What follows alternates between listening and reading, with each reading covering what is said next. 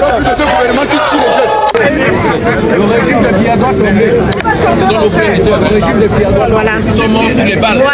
Voilà les morts d'Atagadji et sa bande. Notre Cameroun est un Cameroun de paix. Parce que nous pouvons instaurer cette paix-là. Ceux que nous avons en face, ce sont les ennemis de la paix. Ce sont eux qui tirent.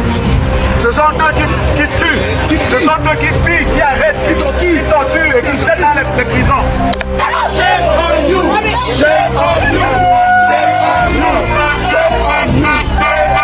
Le Cameroun est au bord de l'implosion.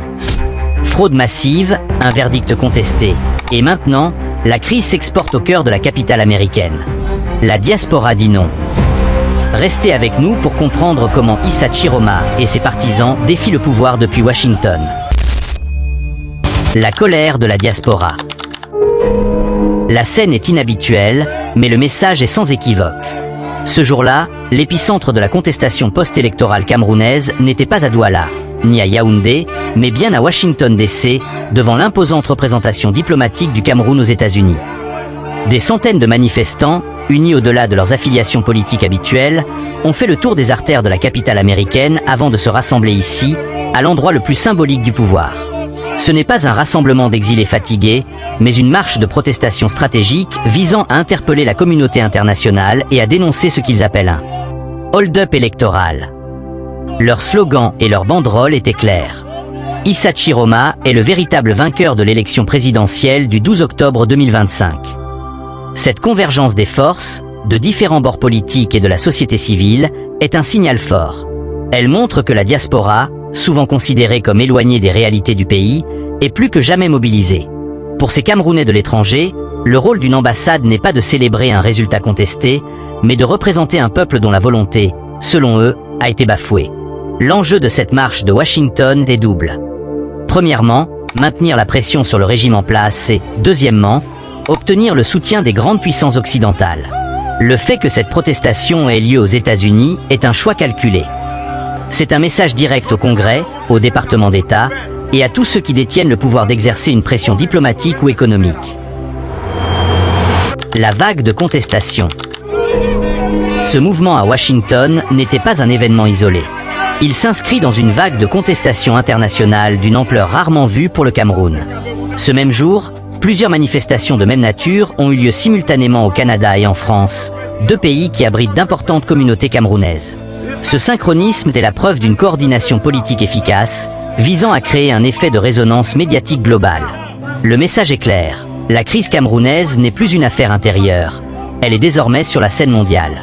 Et cette vague est appelée à se poursuivre. En parallèle de ces protestations, le leader du Front National pour la sauvegarde du Cameroun, FNSC, a lancé un mot d'ordre de grève générale de 3 jours à compter de ce lundi. Il ne s'agit pas seulement d'une revendication politique, mais aussi d'un geste de mémoire. Cette grève est lancée en mémoire des victimes des récentes protestations post-électorales qui ont eu lieu au Cameroun. Ces victimes, souvent des jeunes manifestants, symbolisent le prix sanglant de la démocratie. La grève, qu'elle soit suivie massivement ou non, est un acte de désobéissance civile qui cherche à paralyser l'économie et à rappeler au pouvoir le coût humain de son maintien. Le mouvement de contestation est donc multifacette. À l'international, des marches pour la visibilité diplomatique. À l'intérieur, une grève pour la désobéissance civile et la mémoire des victimes. Le dénominateur commun est le rejet total du verdict rendu par le Conseil constitutionnel. Le défi d'Issa Chiroma est l'analyse. Au cœur de cette tempête se trouve l'homme qui a été déclaré deuxième. Issa Chiroma Bakary. Selon les chiffres officiels du Conseil constitutionnel, l'ancien ministre aurait obtenu 35,19% des suffrages.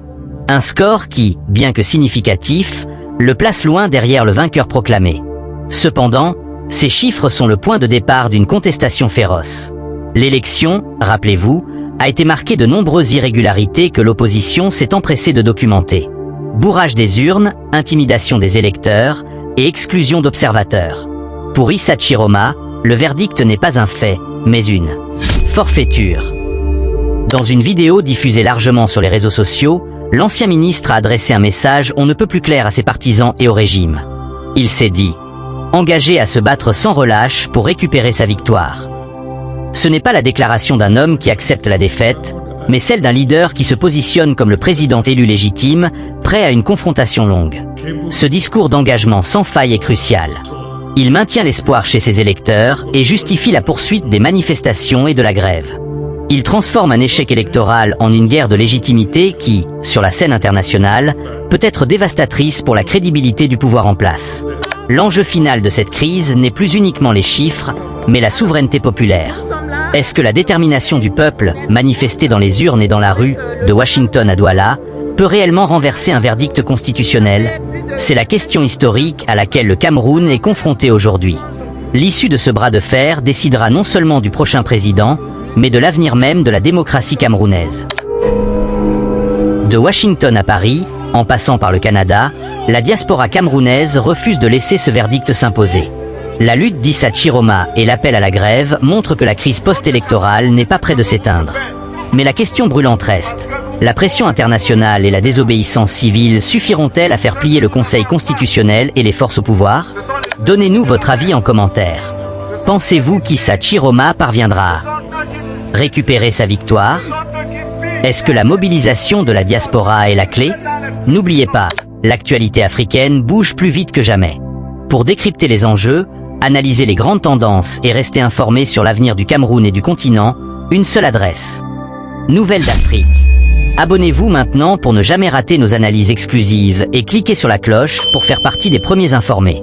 On se retrouve très vite pour un nouveau décryptage.